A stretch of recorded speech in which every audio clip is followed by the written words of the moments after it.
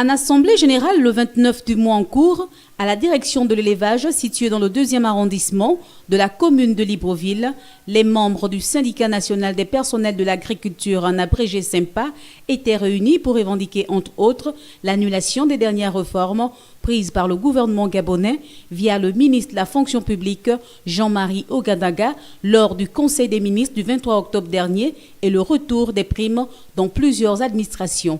L'égalité des chances dans l'administration est de mise. Parce qu'il n'y a pas de raison qu'aujourd'hui, avec le nouveau système de rémunération, d'autres administrations perçoivent encore des primes diverses, notamment les régies financières. Moi, je pose toujours une question. Quel est l'agent de l'État qui est plus indispensable qu'un autre? Vous avez par exemple le ministère de la Santé. Sans eux, est-ce que les Gabonais que nous sommes avons la santé? Pourquoi les régies financières doivent être mieux traitées que les autres? Vous avez encore aujourd'hui la consommation. Sans eux, est-ce que aujourd'hui on peut contrôler les produits consommables qui rentrent dans notre pays? Vous avez le ministère de l'Agriculture à travers la Gaza, la sécurité alimentaire. Est-ce que sans la Gaza, on peut sécuriser les produits alimentaires consommables des Gabonais? Nous sommes tous importants dans la chaîne qui fait fonctionner notre pays.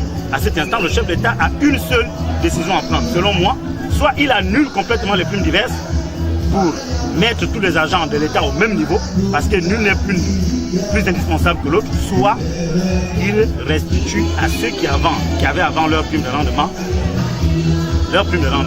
C'est tout.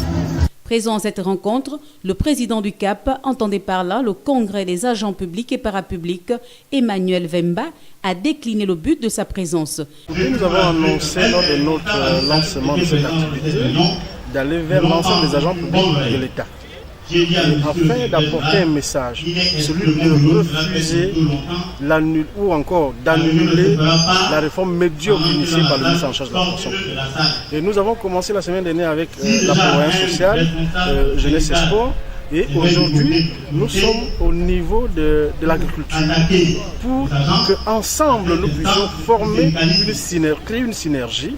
Et nous le disons, nous allons engager avec nos camarades de l'agriculture, parce que ce que les Gabonais ont toujours souhaité, c'est que les syndicats puissent s'entendre pour l'intérêt général.